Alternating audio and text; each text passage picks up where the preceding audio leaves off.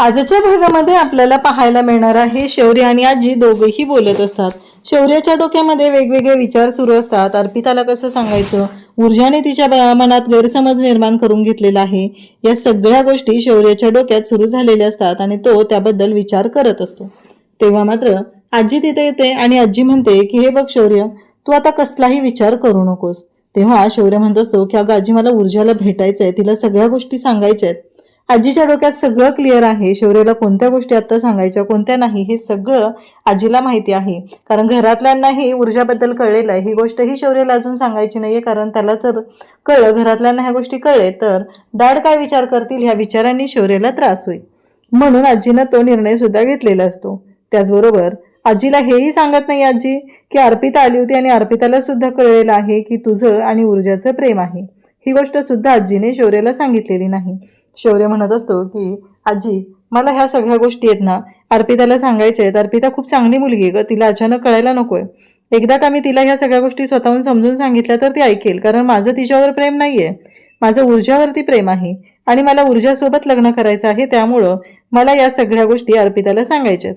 आजी म्हणते की शौर्य, मी तुला आत्ताच नाही सांगणार आहे, कारण अर्पिताला हे सगळं कळलंय, असं आजी मनातल्या मनात बोलते। शौर्य म्हणत असतो पण आजी, आणि आणखी एक गोष्ट, एकदा का मी अर्पिता बरोबर बोललो की मग मला ऊर्जाला स्वतःच्या तोंडाने सांगायचंय की माझं तिच्यावरती प्रेम आहे आणि तिच्या तोंडूनही ऐकायचं आहे, कारण मी याच्या आधीही खूप वेळा ऊर्जाला सांगितलेलं आहे, पण ऊर्जाच्या मनात ह्या सगळ्या गोष्टी अगदी क्लिअर होणं गरजेचं आहे। जोपर्यंत ऊर्जा समोरासमोर ह्या गोष्टी मला सांगत नाहीये, ती माझ्याशी बोलत नाहीये, तोपर्यंत माझ्या मनातले गैरसमज कमी होणार नाहीत। आजी म्हणते की चालेल, मग शौर्य सांगतो की तू एकदा अर्पिताला बोलावून घे, मी अर्पिता बरोबर बोलून घेतो आणि त्यानंतर ऊर्जाची आणि माझी भेट घडव। आजी म्हणते की हो, मी घडवते भेट तुझी आणि ऊर्जाची, असं सुद्धा आजी स्पष्टपणे इकडे शौर्याला सांगत असते। आणि तेव्हा शौर्य म्हणत असतो की मी ठणठणीत बरा झालोय गाची, सगळेजण तुम्ही असं काय मला रिॲक्ट करताय की मला बरं वाटत नाहीये। आजी म्हणते की हो बरोबर आहे, सगळेजण नाही रिॲक्ट केले पाहिजे तुझ्याबद्दल असं, पण एक गोष्ट लक्षात ठेव ना की आत्ता गरजेचं काय आहे, तुला बरं वाटणं गरजेचं आहे की नाही, मग त्यासाठी आपल्याला प्रयत्न केले पाहिजेत। आणि तू जर असाच विचार करत राहिला तर चुकीचं नाहीये का ते, मी ठरवलंय ना तुझी आणि ऊर्जेची भेट घडवून द्यायचं, मग त्यामुळं काळजी करायची गरज नाही। आता मात्र ह्या सगळ्या गोष्टी घडत असतात आणि त्याच वेळी ह्या सगळ्या गोष्टी ज्या झालेल्या आहेत त्यामुळं मात्र इकडे शौर्य विचार करायला लागतो। शौर्य म्हणतो की आजी, खरंच म्हणजे ऊर्जाशिवाय मी नाही जगू शकत ग, माझं ऊर्जावरती ना मनापासून प्रेम आहे, त्यामुळं ऊर्जा हे माझं सर्वस्व आहे आणि मी ह्या सगळ्या गोष्टी आता अर्पिताला सांगणार आहे आणि तिच्या मनात झालेला जो गैरसमज वगैरे आहे ते सगळं मी दूर करणार आहे, असं शौर्य आजीला स्पष्टपणे सांगत असतो आणि त्याच्या मनात जे काय चालू आहे ते सुद्धा तो बोलून दाखवत असतो। आजी म्हणत असते की हो, आजीला शौर्य आणि ऊर्जा या दोघांना एकत्र आणायचं आहे, कारण त्या दोघांचंही एकमेकांवर तेवढंच प्रेम आहे आणि ऊर्जा ही खूप चांगली मुलगी आहे, ती प्रामाणिक आहे, तिचं शौर्यावरती तेवढंच प्रेम आहे, या गोष्टी सुद्धा आजीला चांगल्याच माहिती आहेत। आणि मग शौर्य आजी दोघंही बोलत असतात। आजी म्हणत असते की आता कोणत्याही गोष्टींचा तू विचार करायचा नाही, लवकरात लवकर हे सगळं आपण क्लिअर करायचं आहे आणि तुझं हे जे रुटीन आहे ते आता व्यवस्थित झालं पाहिजे, रिकव्हरी छान झाली पाहिजे। शौर्य सुद्धा खुश असतो। आजी म्हणत असते की खरं शौर्य असाच आनंदात राहिला पाहिजे आणि या सगळ्या गोष्टी ज्या आहेत त्या आजीच्या डोक्यात सुरू झालेल्या असतात। आजीला माहिती आहे की तिचा नातू किती गुणाचा आहे, हे सुद्धा आजीला चांगलंच माहिती आहे। आणि मग आजी म्हणते की मला आत्ता काही गोष्टी याला सांगता येणार नाहीत, एकदा का हा पूर्ण बरा झाला की मग मात्र मला या सगळ्या गोष्टी याच्याशी बोलता येतील, हे आजींच्या डोक्यात सुरू असतं। आणि आजी खुश असते, शौर्य सुद्धा खुश आहे, त्यालाही खूप छान वाटत आहे, फायनली कुठंतरी आत्ता सगळ्या गोष्टी सॉर्ट आउट होत आहेत हे त्याच्या लक्षात आलेलं असतं आणि त्यामुळंच त्यालाही बरं वाटत असतं। त्याचबरोबर इकडे आपल्याला पाहायला मिळतं की जेव्हा हे सगळं झालेलं आहे तेव्हा मात्र इकडे ऊर्जा आता घरी आलेली आहे। ऊर्जाच्या डोक्यात ते मंग्याचं एक टेन्शन आहे, मंग्याने नको त्या गोष्टी बोलून तिचं डोकं फिरवलेलं असतं आणि मग मात्र ऊर्जा आलेली आहे। तेव्हा आई म्हणते अगं चहा देऊ का तुला, तेव्हा ऊर्जा म्हणते की नाही नको मला। तेव्हा आई तिला विचारते का, काय झालं, काही प्रॉब्लेम आहे का, काही टेन्शन आहे का, त्यावरती ऊर्जा म्हणते नाही तसं काही नाहीये पण नकोय मला। आई म्हणते काय झालं, तेव्हा ती म्हणते मंग्या आला होता का इथं? मंग्याला तू सांगितलं का? तेव्हा आई म्हणते हो तो आला होता आणि तो खूप टेन्शनमध्ये होता. म्हणजे आल्याला त्याने तुझ्याबद्दल विचारायला सुरुवात केली. त्याला कळलं होतं ना ते गोळीचं झालेलं प्रकरण, त्यामुळे त्याने हे विचारायला सुरुवात केली. मी त्याला सांगितलं हो ऊर्जा ठीक आहे आता. मग त्याचा तो धावत निघाला, कारण मला त्याने विचारलं कुठे आहे, मी म्हणलं कोर्टात गेले. ऊर्जा म्हणते हो. आई म्हणते काय झालं, काय बोलला का तो? तेव्हा ऊर्जा सांगू लागते की तो खूप वेडवाकडं बोलत होता. मला नाही माहिती की त्याने असं बोलण्याचं काय कारण होतं, पण ते जाऊ दे.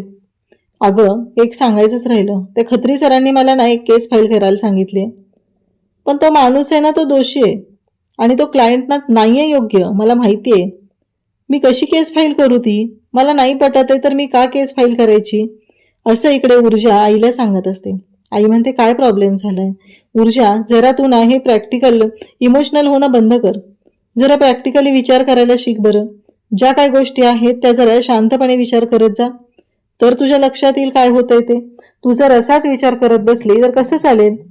अगं त्या खत्री सरांचं कर्ज फेडायचंय आपल्याला, ते कर्ज आपण कसं फेडणार हा विचार कर ना तू. असं काय चुकीचा विचार करत बसते? ठीक आहे ना, त्या केसचं काय करायचं ते बघ, कारण तुला कुठं कोर्टामध्ये केस लढायची आहे? कोर्टामध्ये तर खत्री सरच लढणार आहेत, तुला फक्त केस फाईल करायचे. ऊर्जा म्हणते अगं आई ती बाई खरंच खूप चांगली आहे ग, आणि तिच्या बाबतीत हे सगळं घडतंय म्हणून मला वाईट वाटतंय. मला फक्त एवढंच सांगायचं आहे की काही झालं तरीही कोणावरतीही असा अन्याय होऊ नये, एवढंच माझं म्हणणं आहे, असं ऊर्जा आईला सांगत असते. अगं या केसमध्ये सरळ सरळ डॉक्युमेंट बघितल्यावर मला कळलं की तो माणूस जो आहे तो गुन्हेगार आहे. मला ना त्या बाईला नोटीस पाठवण्याची सुद्धा इच्छा नाहीये. मला खूप वाईट वाटते. मला नाही वाटत आहे की मी त्यांना नोटीस पाठवली पाहिजे. हे ऐकल्यानंतर इकडे पूर्वाला सुद्धा धक्का बसलेला असतो. ती म्हणत असते बरोबर आहे, पण ऊर्जा ह्या गोष्टींचा विचार सोडून दिला पाहिजे. तेवढ्यातच पद्मा तिथं आलेली असते. पद्मा म्हणत असते की ऊर्जा ताई कशी आहेस तू, बरी आहेस ना गं? गावावरनं आले आणि मला कळलं तुझ्याबद्दल हे सगळं, डायरेक्ट मी धावत आली इकडं. ऊर्जा म्हणते की हो ठीक आहे. अगं ऊर्जाला ती डायरेक्ट म्हणायला लागते की शौर्य दादा बरोबर तुम्ही संबंध नका तोडू ऊर्जाताई, खरंच ते चांगले आहेत आणि त्यांचंही तुमच्यावरती, असं ती बोलायला लागते. तेवढ्यातच समोर पद्मा आहे हे लक्षात आलं की ती शांत होते आणि तिच्या लक्षात येतं की नाही आपण असं एकदम नाही बोललं पाहिजे. पद्मा म्हणते की तुम्ही दोघीजणी पूर्वा म्हणते की तुम्ही दोघीजणी बोलत बसा. आणि मग पद्मा चहा आणायला जाते. पद्मासाठी चहा आणायला पूर्वा जाते. तेव्हा पूर्वा म्हणते की थांबा मी आलेच. पद्मा सांगत असते ऊर्जाताई शौर्यदादांचं तुमच्यावर खूप प्रेम आहे, ते खूप चांगले आहेत. मी त्या घरात पहिल्यापासून राहते, त्या घरातली माणसं वाईट नाही आहेत, फक्त कडक शिस्तीचे आहेत ते म्हणजे हर्षवर्धन साहेब, त्यांनी कधीच कोणाला त्रास नाही दिलेला. तेव्हा ऊर्जा म्हणते पण त्या अर्पिताचं आणि शौर्याचं लग्न ठरलंय.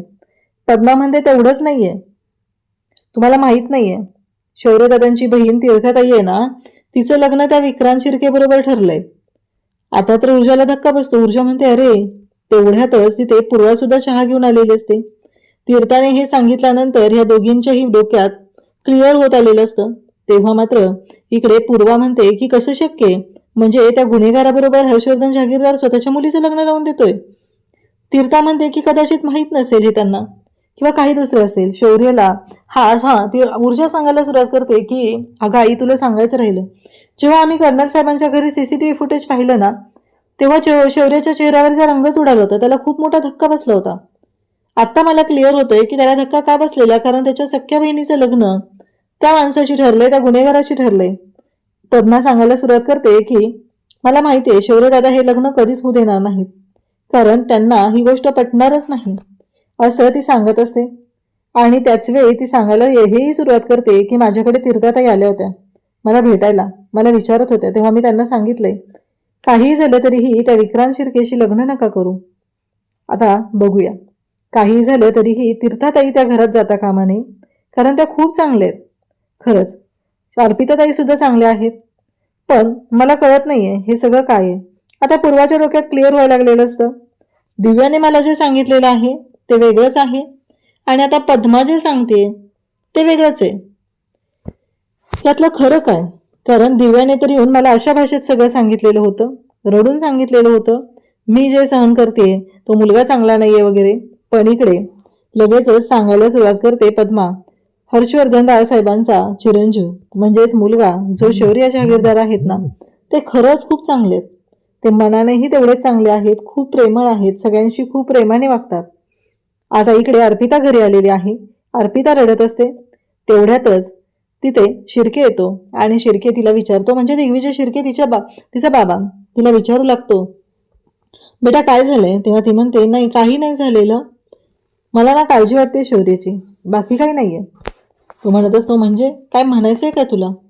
तुला कशासाठी शौर्याची? आता जाऊन भेटून आलीस ना तू, मग काय प्रॉब्लेम आहे? तेव्हा मात्र इकडे अर्पिता म्हणत असते, नाही तसं नाहीये काय. खरं तर अर्पिताला जे काय होतंय हे अर्पिता काही तिच्या बाबाला सांगत नाही, कारण तिच्या बाबालाही माहिती आहे की नक्कीच असं काहीतरी झालंय जी माझी मुलगी माझ्यापासून लपवते, पण ती काहीच सांगत नसते. आणि तेव्हा मात्र इकडे तो म्हणत असतो की काळजी करू नकोस, मी आहे ना. आणि ती उठून गेलेली असते. तेवढ्यातच त्याच्या लक्षात येतं पाणी कुठंतरी मुरतंय. अर्पिता मला सांगत नाहीये, नक्कीच काहीतरी प्रॉब्लेम आहे. आणि मग तो हर्षवर्धनला फोन करतो. हर्षवर्धनला विचारतो, कशी आहे शौर्याची तब्येत? हर्षवर्धन सांगू लागतो की आता शौर्य ठीक आहे, तशी नॉर्मल आहे, बाकी काही विचार करण्याची गरज नाहीये, ठीक आहे. हे ऐकल्यानंतर आता हर्षवर्धनला तो विचारतो, केसचं काय झालं? पोलिसांचा काय तपास, काही फोन? हर्षवर्धन सांगतो की हो चालू आहे पोलीस तपास, नॉर्मली आहे. तेव्हा तो म्हणतो, होम मिनिस्टरकडून मी प्रेशर आणतो, लवकर केस सॉल्व्ह होईल. हर्षवर्धनचं म्हणणं असतं ती सगळं करायची गरज नाहीये, हर्षवर्धन जहागीरदारच्या मुलाची केस आहे ही, त्यामुळं ही केस सॉल्व्ह होणारच आहे आणि अगदी लवकरात लवकर.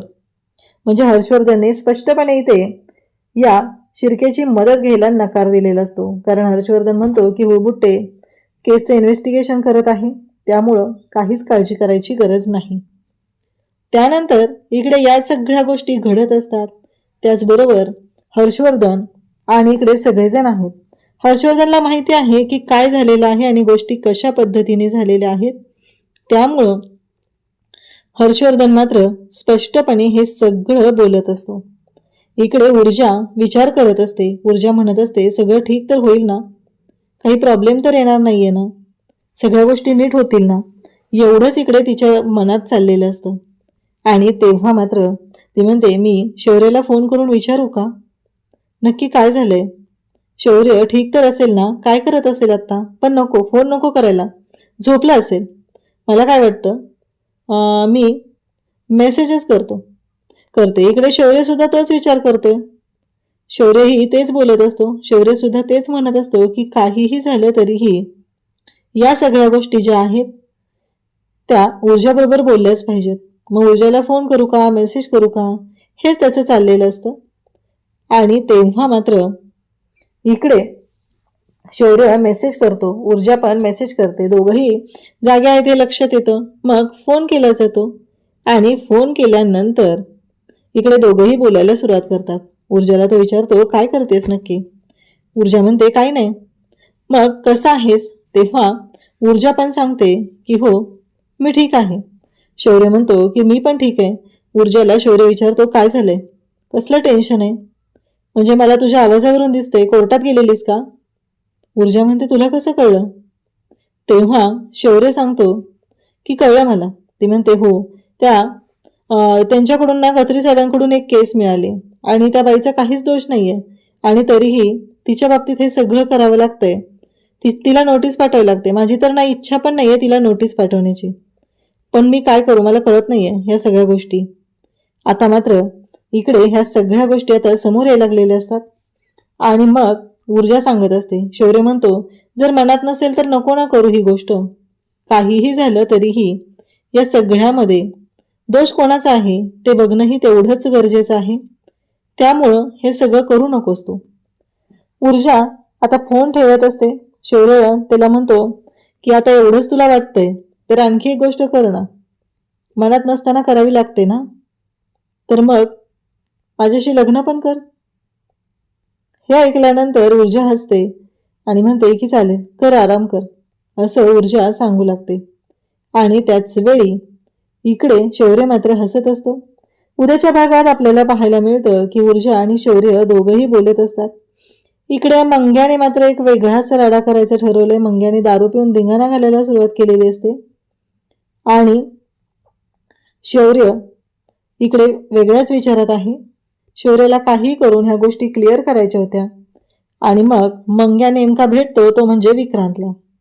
विक्रांतला जेव्हा मंग्या भेटलेला आहे तेव्हा मात्र विक्रांत मंग्याला म्हणतो, काय झालं नक्की? तो म्हणतो की त्या शौर्य जहागीरदारने माझी वाट लावलेली आहे. माझ्या ऊर्जाला प्रेमाच्या जाळ्यात फसवलेलं आहे.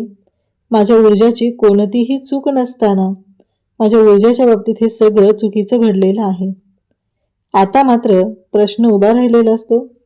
काहीही झालं तरीही मंग्याने जो काही घातलेला राडा असतो त्याच्यामुळं सगळा गोंधळ सुरू झालेला असतो. त्याच वेळी इकडे शौर्याला ऊर्जाची काळजी वाटत असते. तो फोनवर बोलत असतो. ऊर्जाला म्हणत असतो की का ही माणसं का त्रास देतात तुला, नक्की काय प्रॉब्लेम काय आहे या माणसांचा, असं तो म्हणत असतो. आणि तेवढ्यातच अर्पिता तिथे येते. अर्पिता म्हणते, कामात आहेस का तू? तेव्हा शौर्य म्हणतो, नाही नाही ये ना. आता ऊर्जाला हे कळतं अर्पिता तिथे आलेली आहे. ऊर्जाला पुन्हा आता वाईट वाटू लागतं. ऊर्जाला कळलेलं असतं की नक्कीच काहीतरी प्रॉब्लेम होतोय. म्हणून ऊर्जा शांतच होते आणि ऊर्जा काहीच बोलत नाही. ऊर्जा फोन कट करते. इकडे अर्पिता रडत असते. शौर्याचा हात हातात घेते आणि शौर्याला म्हणू लागते की शौर्य, माझं तुझ्यावरती खूप प्रेम आहे.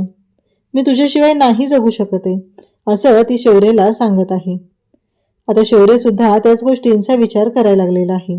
पण शौर्य स्पष्टपणे आता अर्पिताला सांगणार की माझं तुझ्यावरती प्रेम नाही तर माझं ऊर्जावरती प्रेम आहे आणि तो प्रेमाची कबुली सुद्धा देणार. हे आपल्याला पाहायला मिळणार आहे. अशाच अपडेटसाठी चॅनलशी कनेक्ट राहा. थँक्यू.